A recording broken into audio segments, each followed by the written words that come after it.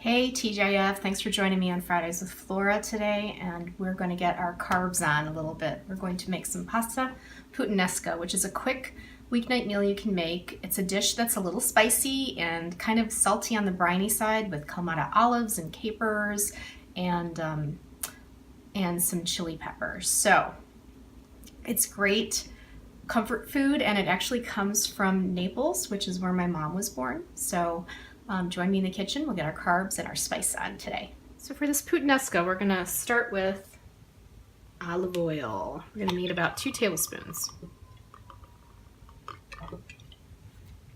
Get that heated up.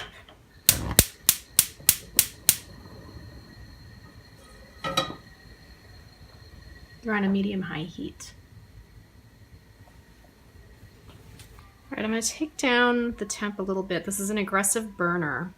You don't want to burn your garlic.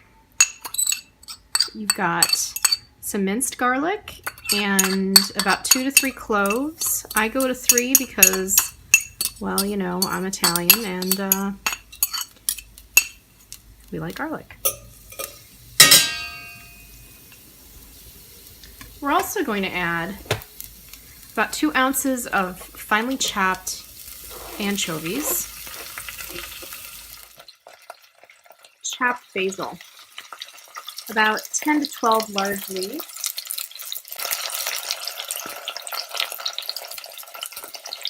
now watch your temp. I'm lowering it some more, and give it a stir.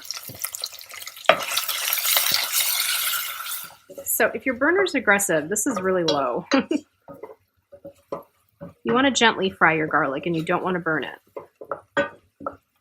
Also, I put the anchovies in first because I don't want anchovy bits when I'm eating it. I kind of want the flavor that it gives. Anchovies give a nice rich flavor, but it's kind of like this hidden thing. Like no one's really going to know that it's in there. So as you're cooking it, it's kind of disintegrating, and use your spoon to kind of break it up. If you don't want to chop up anchovies, you can also buy anchovy paste, which works well as well. And get that anchovy flavor without having to mess with it too much. All right, we're going to add some spice. You can add a chili pepper, which is a red cayenne pepper. If you can't find them at the store, and they're actually difficult to find, we're going to use red pepper flakes instead. So a teaspoon of red pepper flakes is about the same heat as 1 finely chopped seeded red chili pepper. You can also add a little bit of cayenne spice. I just gave a sprinkle. I think it's like a 16th, it's like a pinch. This is all kind of nicely browning. I'm going to add some Marzano diced tomatoes. About a pound. This is more than a pound, so I'm going to add probably 3/4 of the can.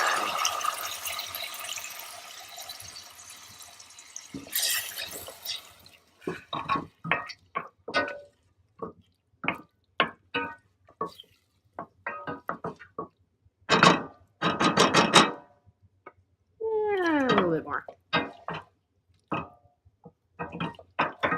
If you have fresh tomatoes from your garden, use those. Right now it's December, so that's not going to happen. I'm going to kick up the heat just a touch because I want things to start moving a little bit in there. While you're getting that up to the heat you need, we're going to need 2 tablespoons of tomato paste.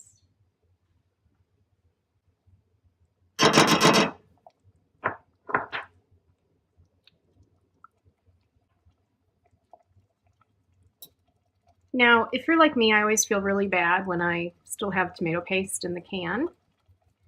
What I do is I will put dollops of it on parchment and freeze it in tablespoonfuls, and then I'll put it in a Ziploc bag. Tomato paste is great frozen, so you'll always have it. And just measure it out in tablespoonfuls. That way you don't waste the can. All right. Now we're going to add some fun stuff. We're going to add a little over a cup of olives, like a cup and a third. These are Kalmata. Any black Mediterranean olive will do. I also have a tablespoon of capers that I've rinsed well and kind of squeezed some of this out. You know, they're very briny and salty, so that's why you rinse them. And pop those in there. And that's why I also would suggest not putting salt in yet. I would adjust salt at the end. But a nice helping of fresh ground pepper might do some good. There we go. Now this has to cook for 40-45 minutes. Those tomatoes need to release their juice. Everything needs to meld together. So keep it on a simmer. So let's kick our heat up a little bit so things are moving, and then we'll lower it again. All right, we've got some movement.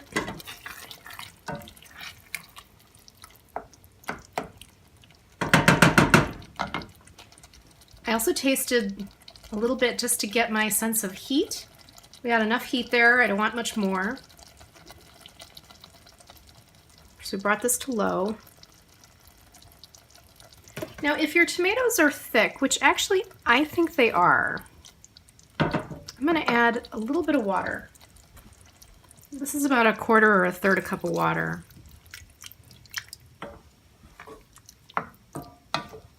It'll prevent scalding and get things to start marrying. There we go. We've got about 9 minutes left, and you can see things have thickened up. There's a richer color. Everything's blended together. So at about this point, when there's like 9 to 10 minutes left, if you want, you can add some chicken. If you've got leftover rotisserie chicken, I have some leftover smoked chicken. So about a cup's worth. I'm just gonna toss it in here and just mix it up till it's heated through. And this is if you want a protein. You could also just leave it as is and just have more of a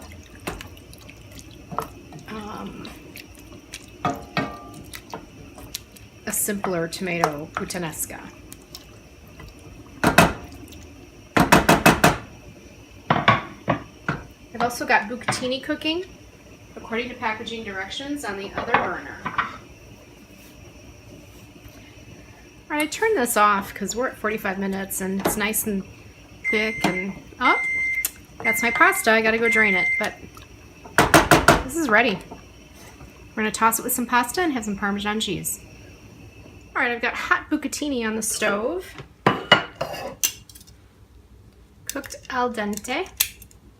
I love bucatini. I don't know if you've ever had them, but it's like a big linguine, but they're thick and there's a little hole in the middle. It's almost...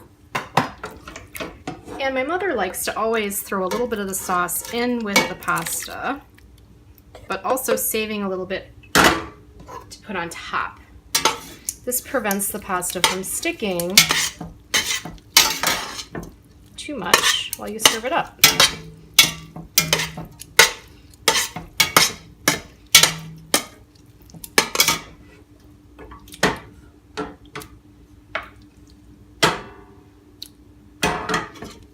And gets everything nice and coated. Look at that. Delicious. I'm gonna get some Parmesan. And there we are. A perfect Friday meal for Fridays with Flora. Anyway, thanks for joining us today. My kiddo and I are gonna have some dinner. Ciao.